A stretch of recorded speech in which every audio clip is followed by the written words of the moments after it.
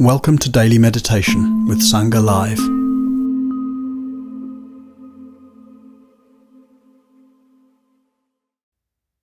I would like to welcome each and every one of you.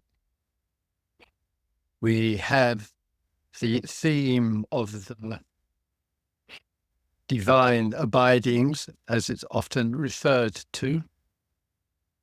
In Pali text is the 4 Brahma Viharas. And with each day that we have together, we will explore with some depth or being well, the application, the understanding, and the experience, significant aspects of each of the 4. Firstly, I do apologize for missing the interdependent contact with you this morning. Entirely my responsibility. Yorg of Sangha Live, George, telephoned the mobile to give reminder, but unfortunately there are locations in the home where the mobile doesn't ring. And I'm going to send to him my landline number, and then I will have zilch excuses. But firstly, a very warm welcome, and hopefully you're a little forgiving. So in this 60 minutes with you, it will fall, as we normally do, into 3 areas. Firstly, I will offer a guided meditation. Secondly, I will give a talk on the theme. And then thirdly, with you, I'll won't be able to take some questions from you, but this recording will have questions which I will ask, possibly you might have asked as well, and this is how we'll explore the hour together. But first, let there be a moment of silence together, which I usually do to initiate these sessions for the well-being and communications from myself and for those who will be viewing this or being well in the very near future.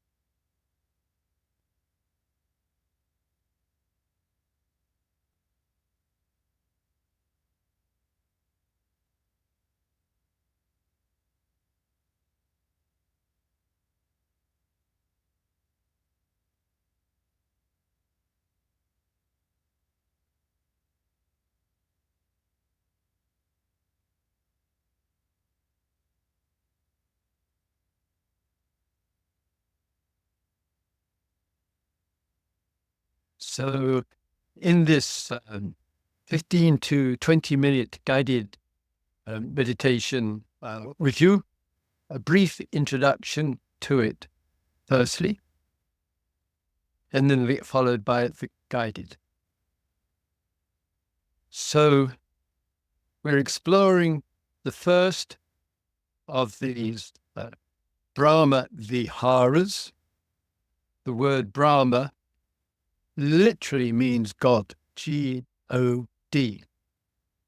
It is the word for God used in India. At the time of the Buddha, there was primarily a single name for God. The word is Brahma, just as it is Allah in Arabic, Jehovah in the Hebrew, and God in Christianity and other faiths. So when we are speaking of Brahma Vihara, Vihara means to abide. It means to dwell. The Buddha, from time to time, and specifically use the word Brahma, and quite consciously as well. So when we are making reference to Brahma Viharas, regularly translated by Buddhists as divine abidings rather than abiding with God, what we are certainly referring to is something genuinely deep. I will speak to you about this after this introduction and guided meditation. But first, let's get on with the guided meditation. And as usual, your physical presence is a significant contribution to your inner emotional, feeling, mental presence as well. So we sit with a tall, upright posture. If you're like me, sitting in a chair, I'm in an office chair here in my room at home, 2 feet firmly on the ground. My eyes will be closed. Yours may be closed or open as you wish, or half open. And initially giving a real sense of presence to the immediacy of life, not as a goal, not as the end purpose, but as a step towards realization. So let's start. Stillness, real presence, staying calm and steady. If we need a little reminder of the calm and steadiness, just to breathe in, mindfully breathe out as a little extra aid, a bit of additional support. So we sit still, very still in fact.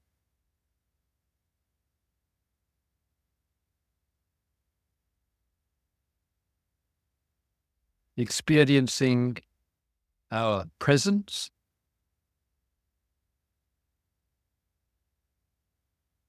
What that means is being a very conscious human being.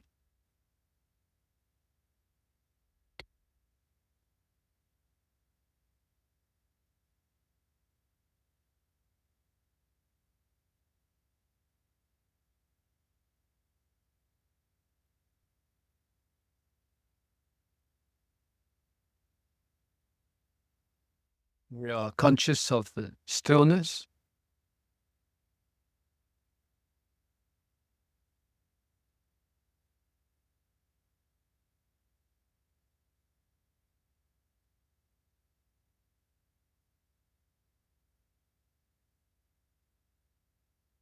We are conscious of the silence. And we might say that the voice of the speaker is moving through the silence to your ears.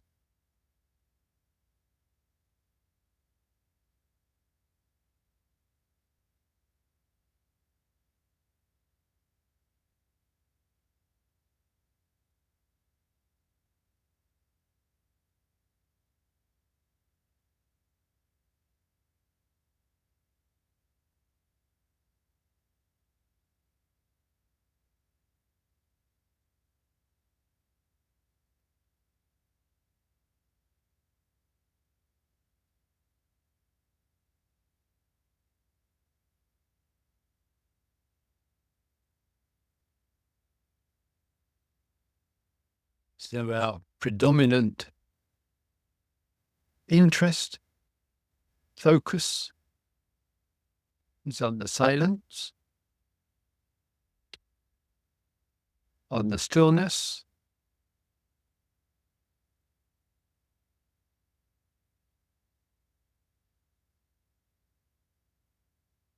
and a human being communicating a significant feature of the Dharma teachings in this guided meditation.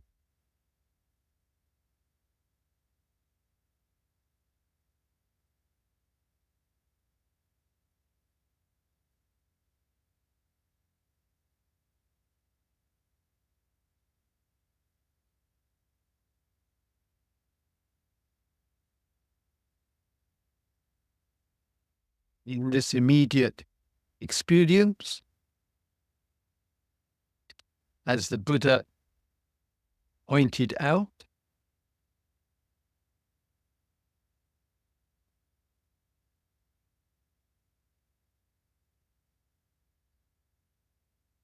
we are mindful of what is not present, what is not relevant.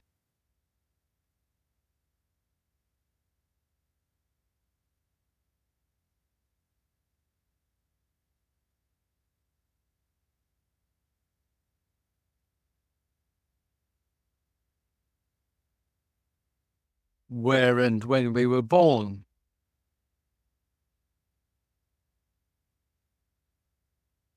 the parents, the schooling, the range of experiences, knowledge, not having any significant relevance.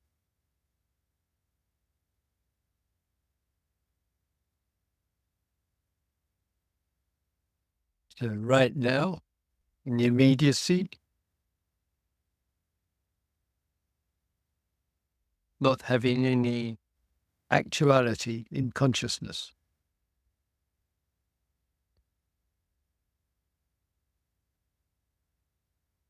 Our age, size, shape, what else? Gender, accumulated information,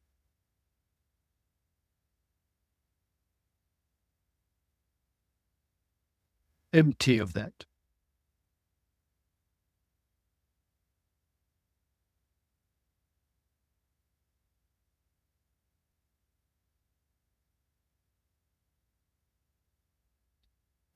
So it's primarily silence, stillness, the voice, and other that's more subtle elements as well. Warmth or coolness, light on the eyes or under the eyelids, the saliva in the mouth, the shape of the body.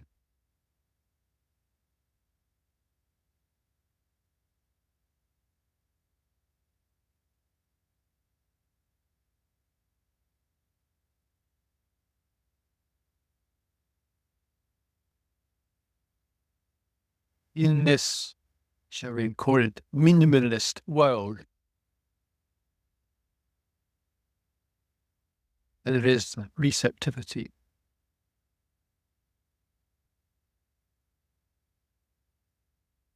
Not glossed over with superficiality.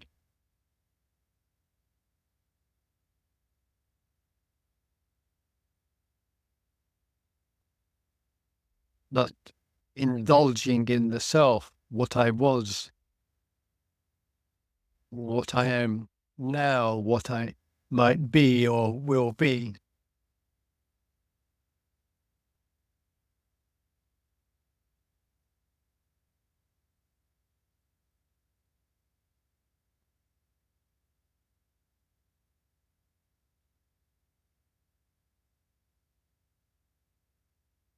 So being empty of all of that in this guided meditation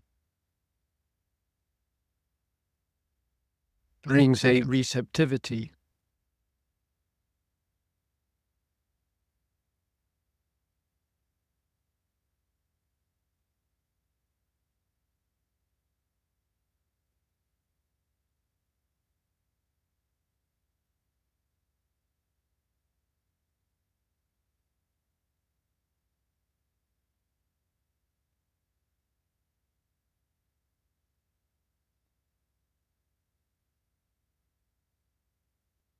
in this quiet abiding.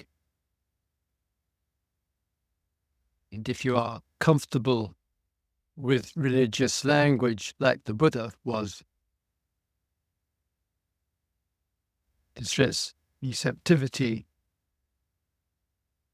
naturally, organically brings us closer to God.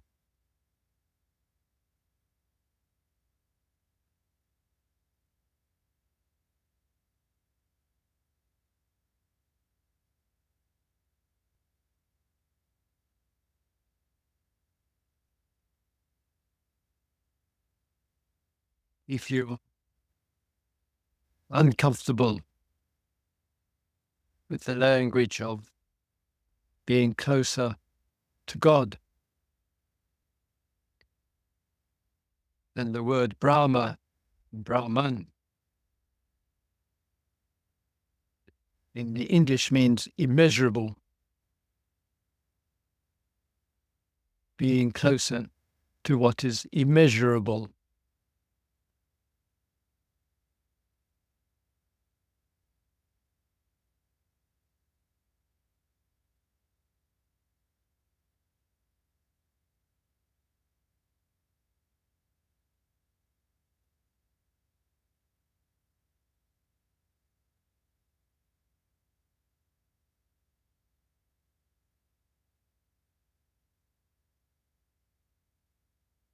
Our birth, our upbringing, our age, the formations of our mind, the construction of our thoughts are all measurable.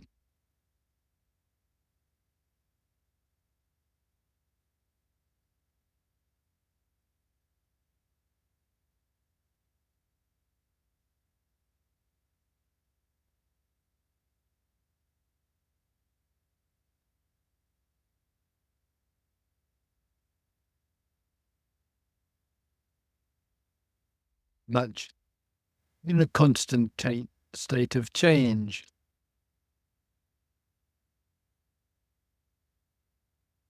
We view the past, present, and the future, and the views and the events undergoing change. We compare. I thought like this, and now I think like that. It's all in the field of measurability.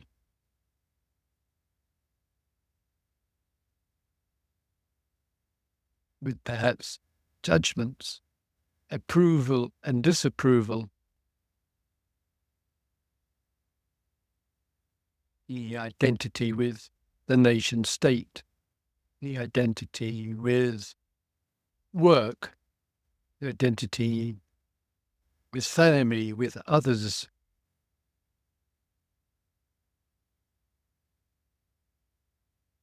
Judging, comparing, measuring ourselves, other aspects, and others. Right now, all of this is quiet, not relevant.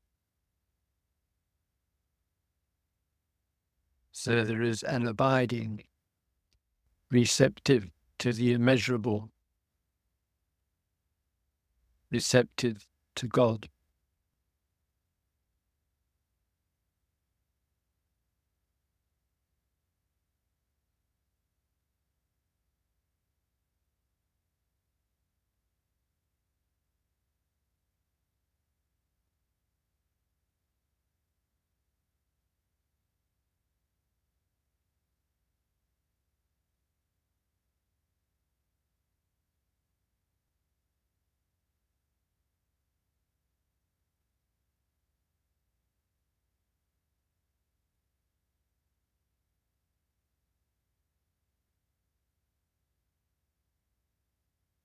And in this abiding, this dwelling,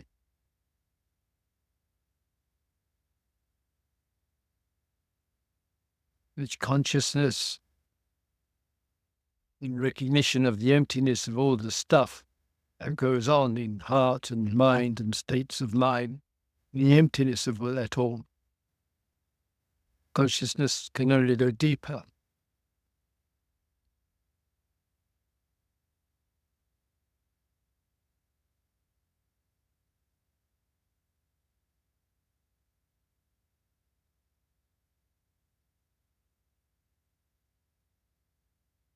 We cannot measure how deep we are abiding.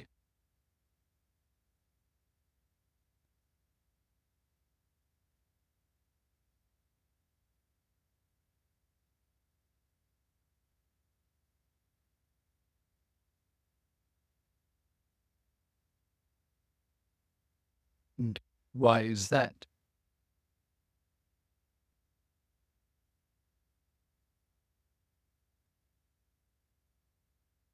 Because the deep is immeasurable.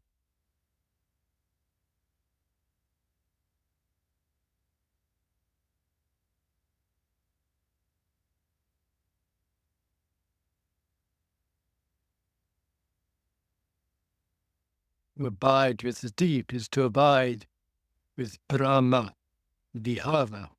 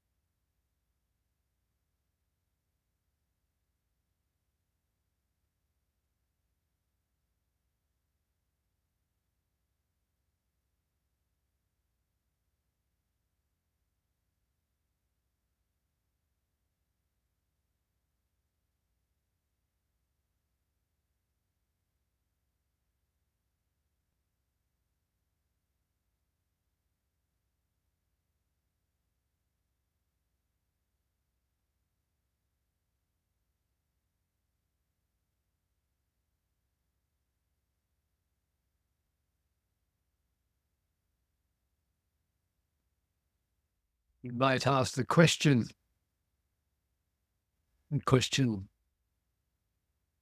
posed rather beautifully in a single song, where is the love?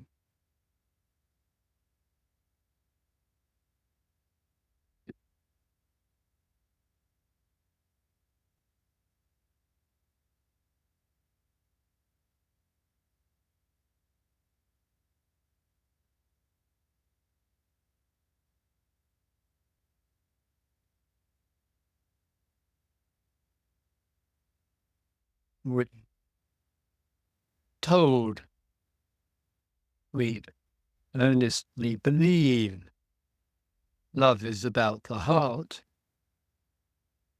It's about feelings.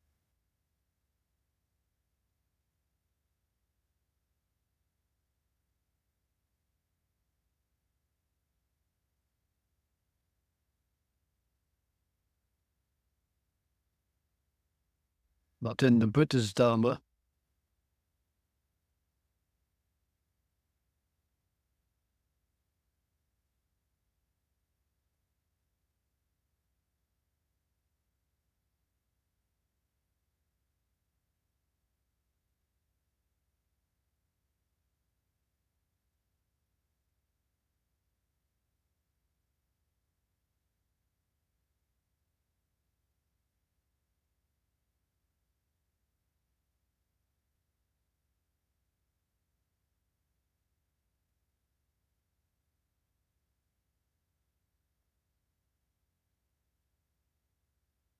yes, there are valuable, precious meditations on feelings, on emotions.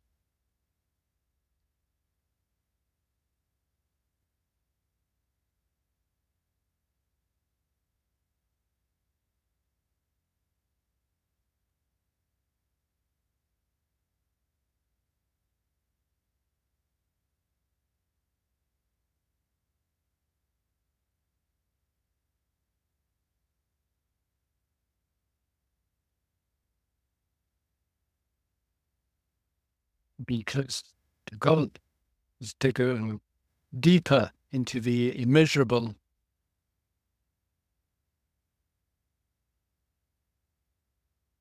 not limiting, confining ourselves, so to speak, to warm, pleasant feelings, which we might call love.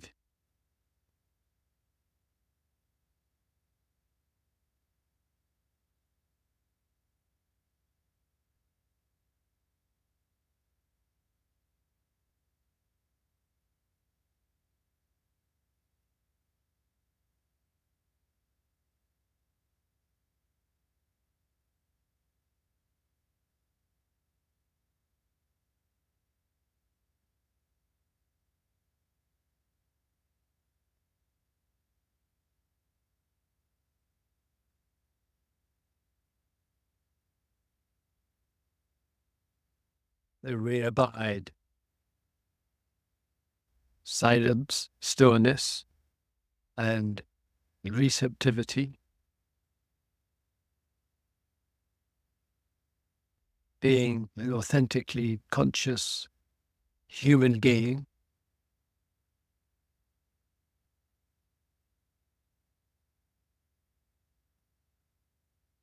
in the moments of total stillness and silence,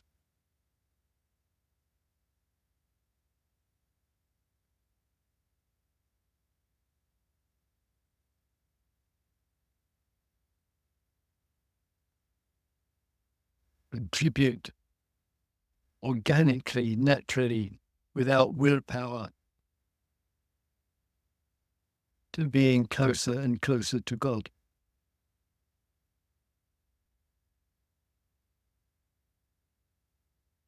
To a genuine sense of the immeasurable.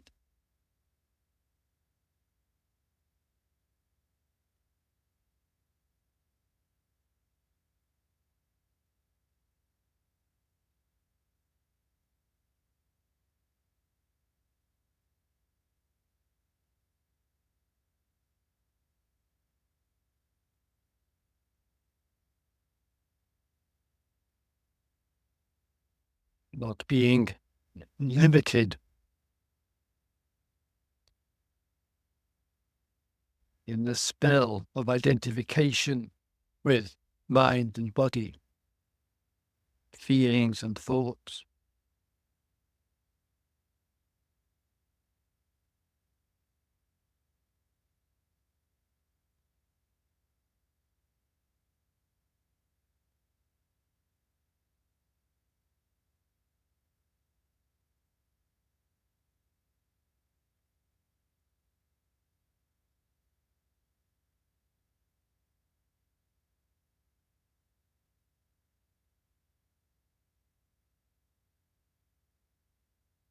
Remaining minute or two.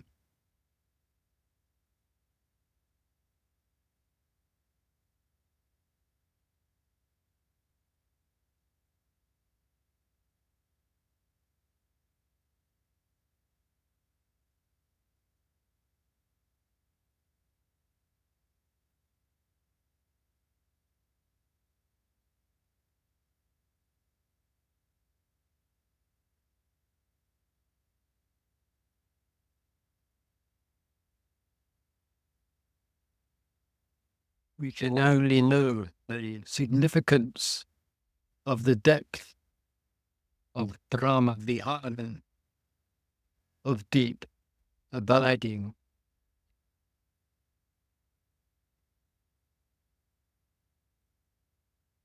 through what reveals and confirms in the processes, in the outflows of our daily life.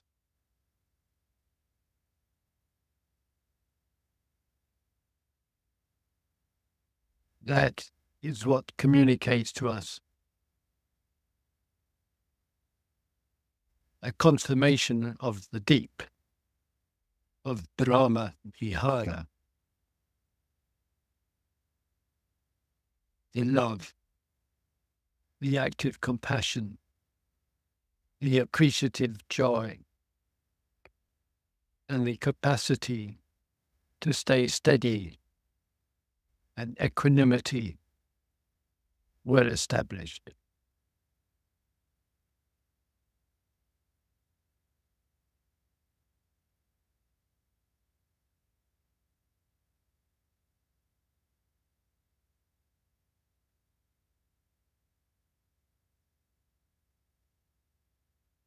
Okay, thank you.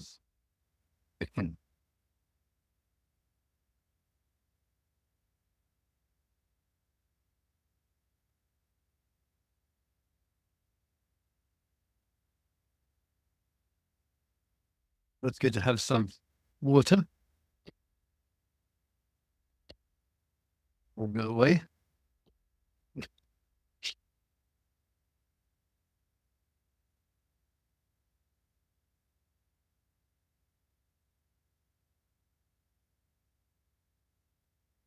As we know, if we don't have water, the cells of the body will protest and go rather dry. Water nourishes us. Cheers.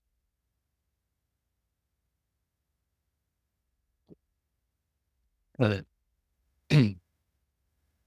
deep is especially nourishing. May we endeavor to remember this on a day-to-day basis. Right, the talk with you. This is an overview first. And with the talk, is to speak to you about love, maybe 25 minutes, half an hour, whatever. Following on from that, tomorrow, that will be Tuesday, will be on compassion. Wednesday, appreciative joy. And following on with equanimity and general response to the total for you. One last. With the end of love, I'll draw a little bit from the talk, guided meditation for the talk there, and make reference, since it's a major theme of the Buddha, some of the points and words that he made. So just firstly, as a small reminder from the guided, we live in the world of the finite. And the world of the finite is included by that which arises, stays for a while, and passes. That also includes the past, more precisely, what did arise, what did stay, and what did pass. Not absolutely pass, owing to karmic influences landing in the present. The present is also in a dynamic of arising, staying, and passing, and any event unfolding in the future have the same characteristic. The characteristics, to point out again, are limited. They are finite. They are under the influence of countless conditions. When it comes to Brahma Vihara, it is not to generate love as some kind of unconditional phenomena. Unconditional love is not in the language of the Buddha Dharma, it's more of a poetic form. However, there is a similarity between authentic reality, unconditioned, nirvana, and Brahma Viharas. And what that means is the Brahma Viharas are not an ultimate, I have to go slowly here, I hope you listen okay here, but have a sense there is no limit to the expressions of love. There is no limit to fresh expressions of love there's something rather limitless about the Brahma Viharas, even though the conditions require consciousness, mindfulness, meditation, communication, health, possibly, state of body, state of mind. These are all supportive conditions.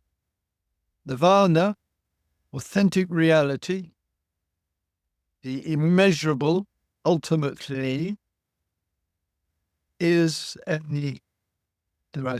truth which does not depend on human existence, on sentient life existence. What that means. It is given in the word Brahma, as spoken to you in the guided meditation. The Buddhist tradition, bless it, since it's uncomfortable, many with the word God, chose the word divine abiding, divine. But the word divine in the Pali language, which is very, very similar, is deva, a purity, an angel. So divine, deva, is not called deva abiding. But it goes much deeper, uses the word most loved by religious, religious Hindus of the time, where the worship was given to Brahma, and the Brahmins were the bearers of knowledge of Brahma. Stability challenge. When it comes to us, here and now, in our small and modest existence, the teachings of Brahma Vihara, in this case, love, is to be receptive, to go deep. So something rather beautiful emerges out of us, which has power and authority to it, which we call love. The word love in the Pali language is metta. It's also called, appropriately, loving kindness, metta. It is also called, appropriately, friendship. So the word metta conveys love, friendship, kindness, according to the circumstance. When we appreciate this, the profound, deep importance of it, we will be familiar in the daily life, in a caring, humane way, of expressing friendship, kindness, and love as a predominant feature of the daily life. And when that is emerging in the daily life, and it's obvious to you, without ego, it's a recognition of it, it shows this, where it comes from, so to speak, is from God. It is from the immeasurable. It is owing to an abiding with Brahma. One of the shifts that the Buddha made in the use of the word Brahma, which obviously he didn't have to use, he could have used the word Deva, divine, but in the use of the word Brahma there, given its deep significance for the religious heart and mind, gave inspiration and encouragement, and in a way, what the Buddha is teaching here is he is neither an atheist, which lots of Buddhists would love him to be, but he's not, but nor is he a theist. He sees the application of language as a tool. And what I have in mind for some of you who are listening and for others, it is important that you listen to your responses. And what I mean by that is, there may be in the past or present for you a real, authentic recognition and appreciation. You feel comfortable with the word God. You just feel comfortable with the word as a kind of transcendent language. And the Buddha clearly supports that, as stated already, but equally supports those who are uncomfortable with it through all manner of very authentic and valid and important recognitions there, and who would not over their dead bodies want to use the language of God. In the Dharma teachings, both views are welcome.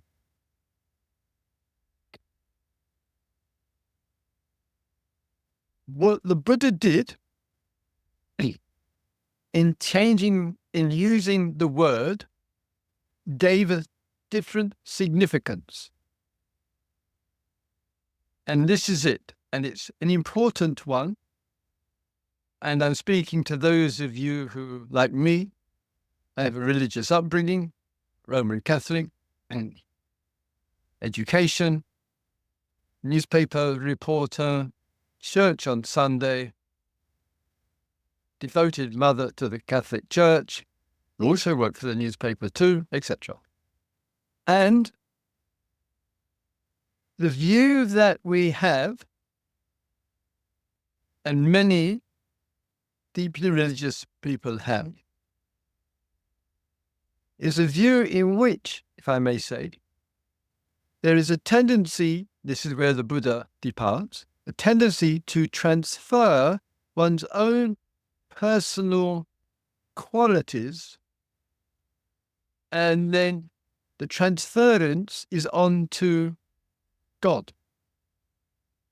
So the persona, the personality of you, of me, of us, gets transferred onto God.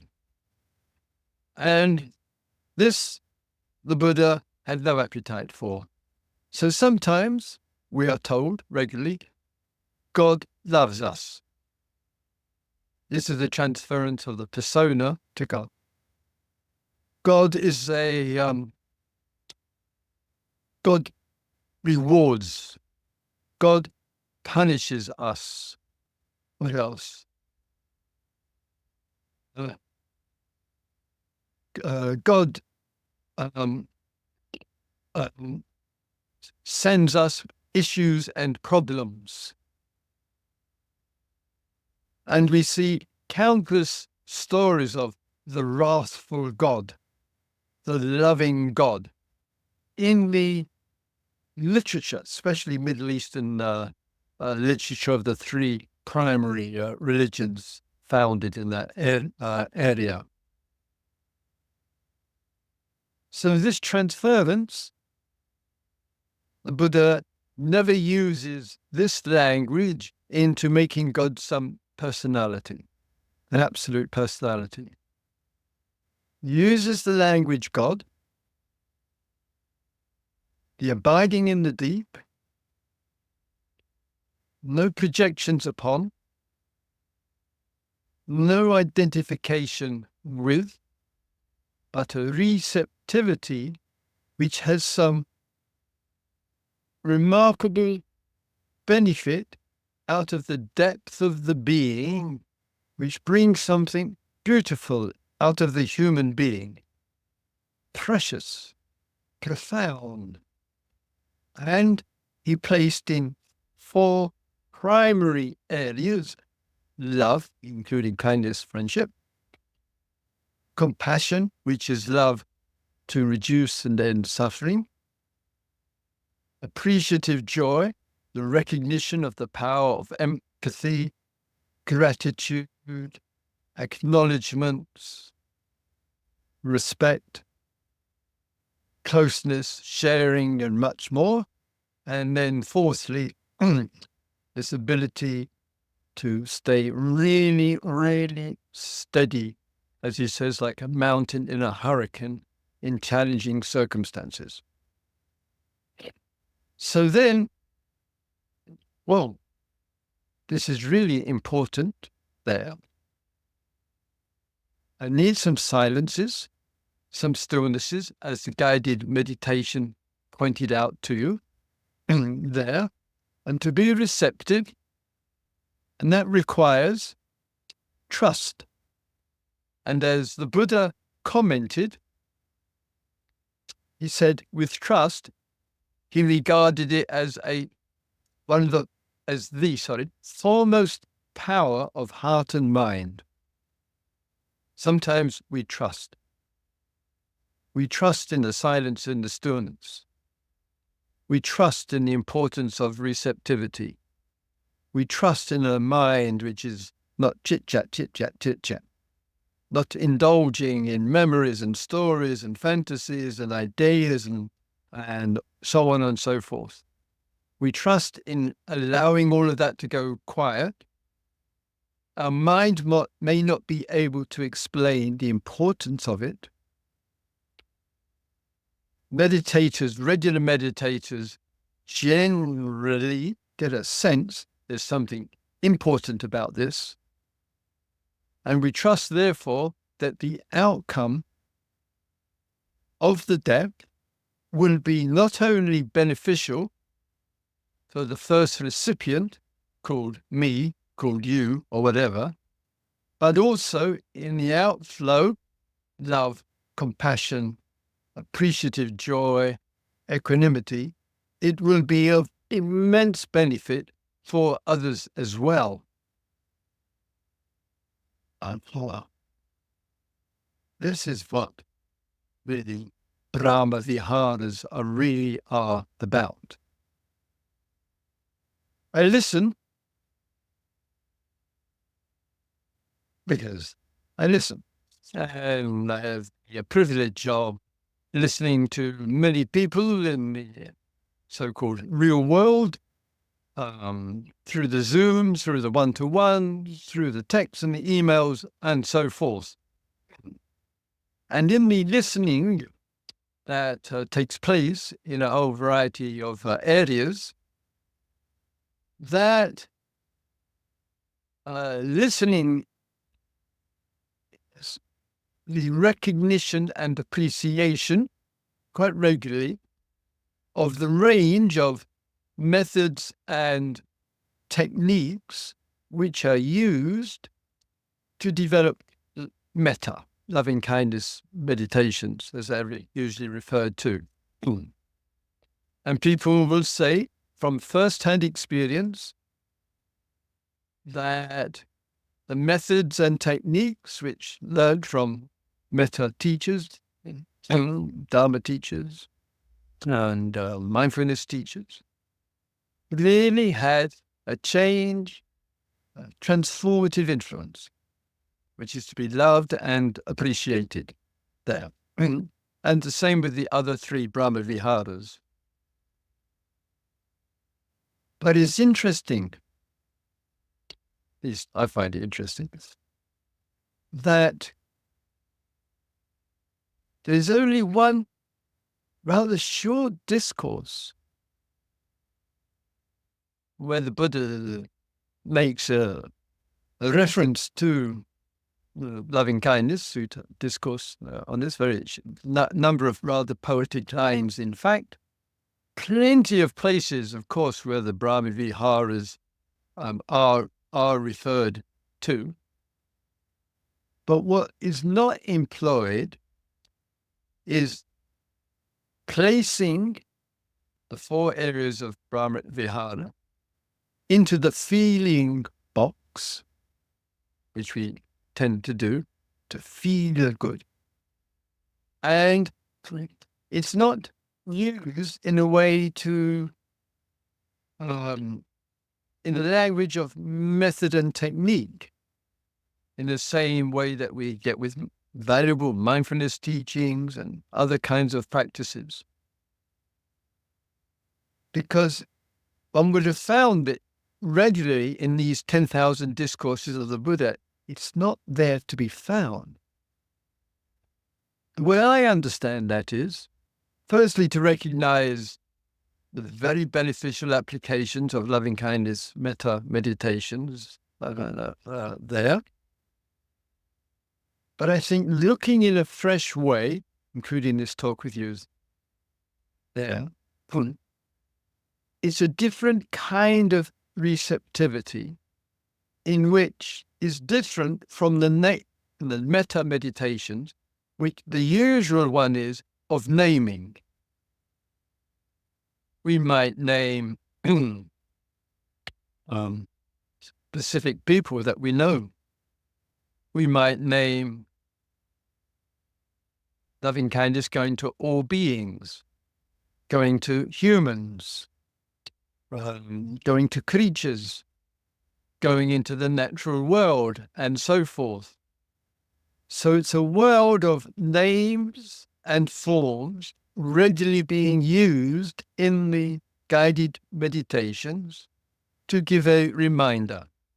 Sometimes in this exploration in this way, there can be, and I hear it sometimes with the teachers, particularly more with the self-compassion view, which has become quite common, of so much emphasis on the self that it could easily mean neglect of the understanding of compassion, which I'll speak about in the next.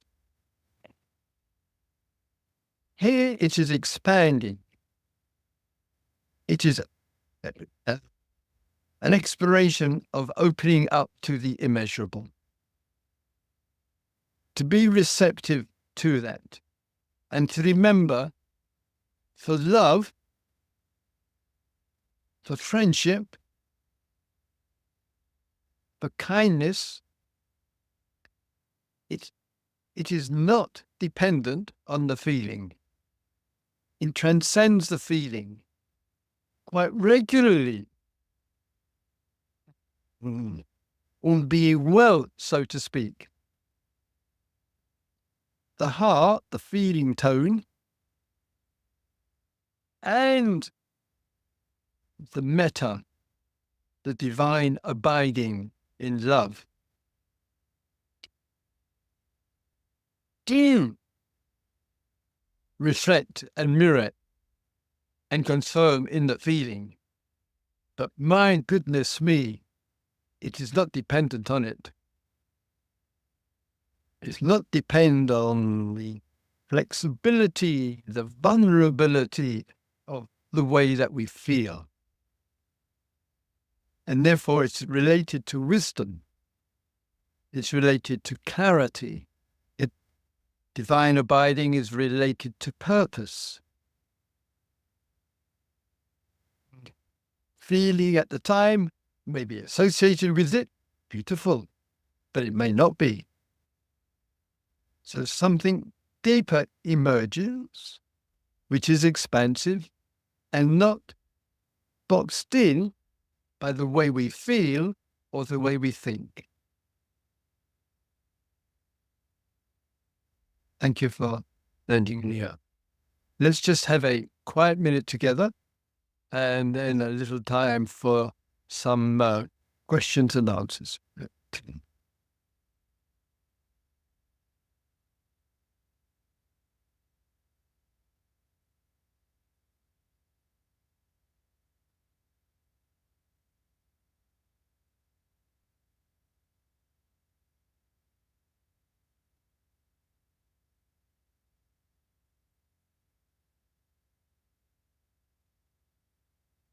Have a sip of the water here.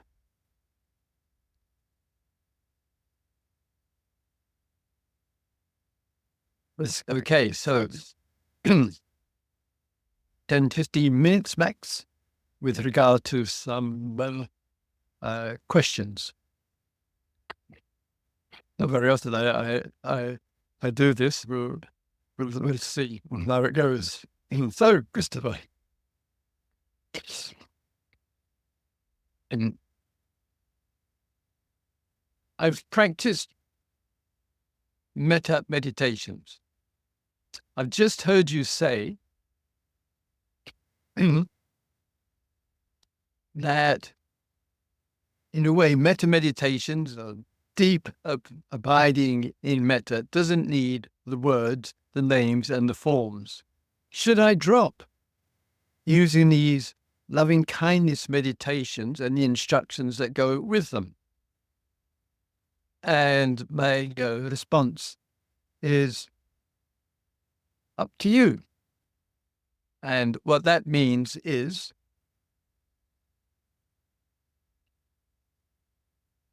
the principle with the teachings are it must be workable, experiential, and beneficial.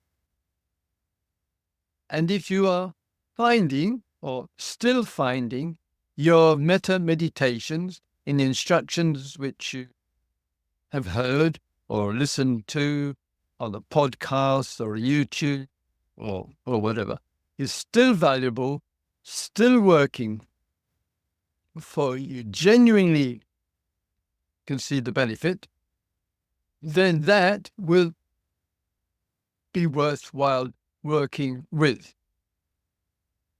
Nevertheless, I would still encourage an exploration without the words of names and forms, words about people. If it has gone deep and the understanding is there, you will stay true to it. A person who is close to God, who understands the immeasurable, who is free from the dualism of us and them, cannot support war, support violence,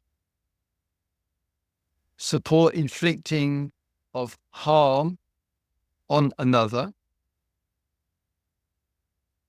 because one has gone deeper than the ideologies or the conditioning which pits one against the other. And with all the views about good and bad, right and wrong, and as I speak to you, of course, I've got in mind the Middle East, I've got in mind Eastern Europe, I've got in mind the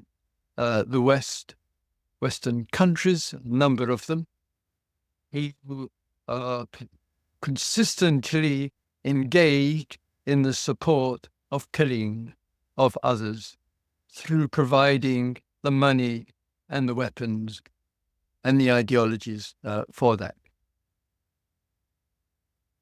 These teachings are about love without measurement, not setting any limits there, and finding ways to bring about change. And when we do that, that's called compassion. Another question. I was brought up in a very secular family. I've no interest in temples or mosques or ashrams or churches or synagogues and all of that religious stuff there. I can't see any importance to it.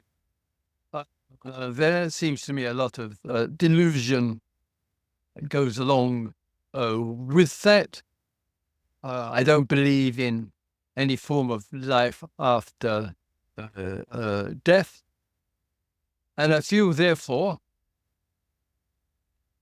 the language of God is so much associated with religion and beliefs and life after death and so forth, that I hesitate to give it any attention. Should I just keep away from it, the word God, or give it some attention? I like the word God, so you on this, right? I don't think it would do you any harm to take some interest in the word God. And in a way, the word God, just as the Buddha needed to liberate the word Brahma from all the projections, God is a loving God, God is a judgmental God, God sends you to hell or heaven or whatever it might be about. That in a way, the exploration of God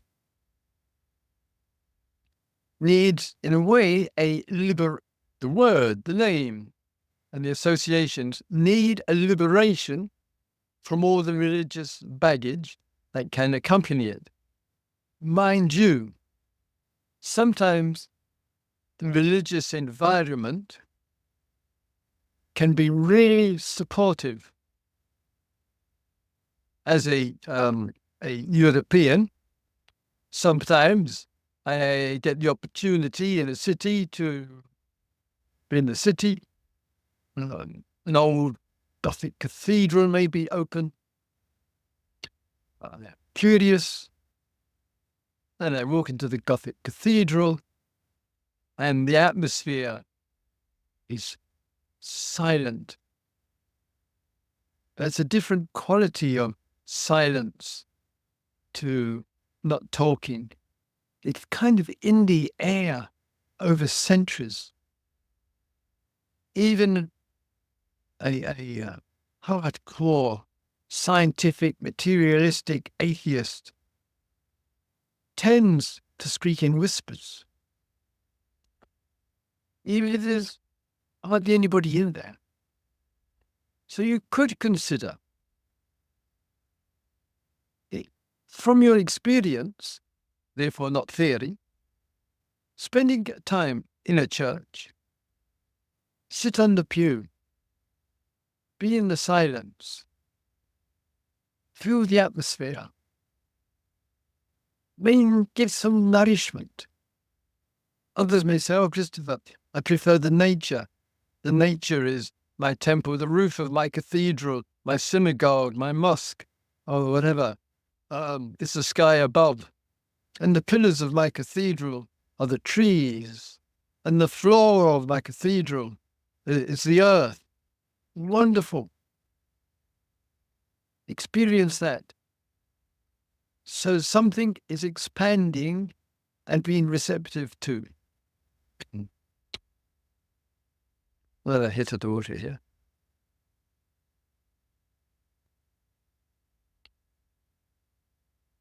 In looking at love, and this is another whole exploration here, so be rather brief. Love is, you said love is loving kindness, it's love, it's friendship. But what about romantic love, erotic love, sensual love? And my response to that is, yes, take an interest. Yes, explore. And there is a certain polarity in the religions.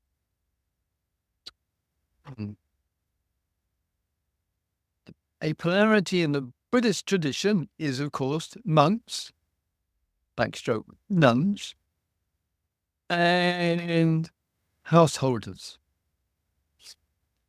lay people there. And the outcome of that, a little bit of the shadow of that, my view, is there is a kind of attitude, fairly common, that if we do enough practice and explore enough, then we'll go beyond intimate relationships, romantic life, erotic encounter, intimacy. We'll transcend it. We'll go beyond it. We'll lose interest in that. My response is, frankly, a pity. There. And it's just a prejudice in one area rather than a fullness of the exploration of love. But it requires, since it's a teaching of non-harm, non-abuse, non-exploitation, my goodness me, it needs to be deep with us and to really check in as best we can intentions, motivations, and recognition, i.e. in connection with another,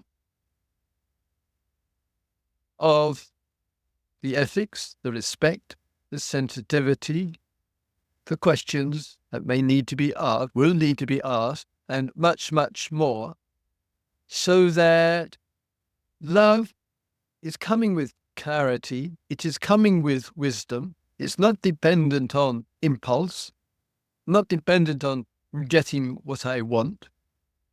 And in that communication, that can come, that loving, romantic communication can come out of the deep, can be an expression of the immeasurable. And it really is to know the difference between the wisdom element, which is the bridge between the deep and the daily life, and don't get confine yourself to this duality I just referred to. Monks and nuns, celibate, householders in relationship. And final word on this.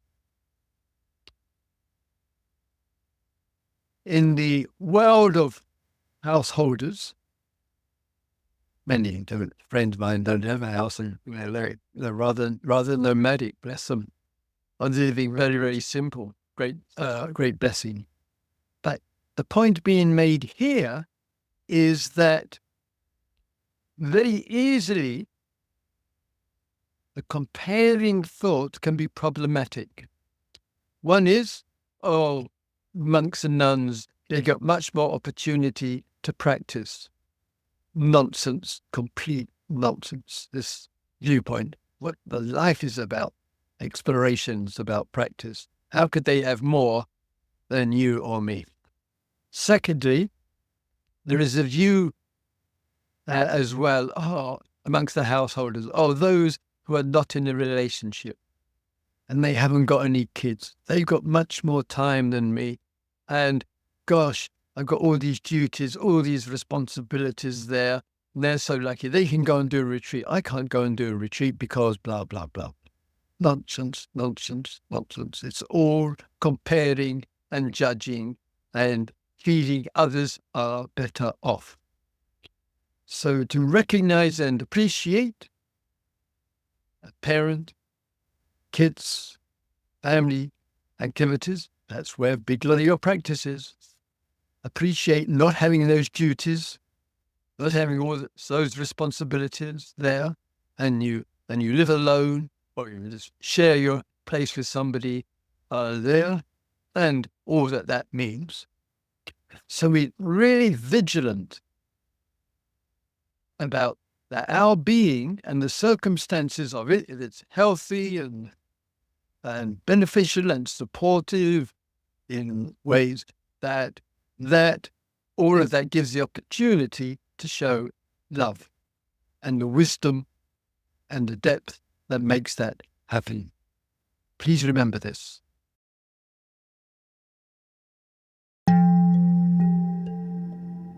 Today's podcast is an offering to you from our archive of freely available live daily classes. We make wisdom teachings and meditations as freely available as possible to as many people as wish to practice. You can help ensure we can continue to support a worldwide Sangha by leaving a review wherever you get your podcasts, by sharing this with someone who'd be interested, and by offering a small financial support at sangha.live/donate.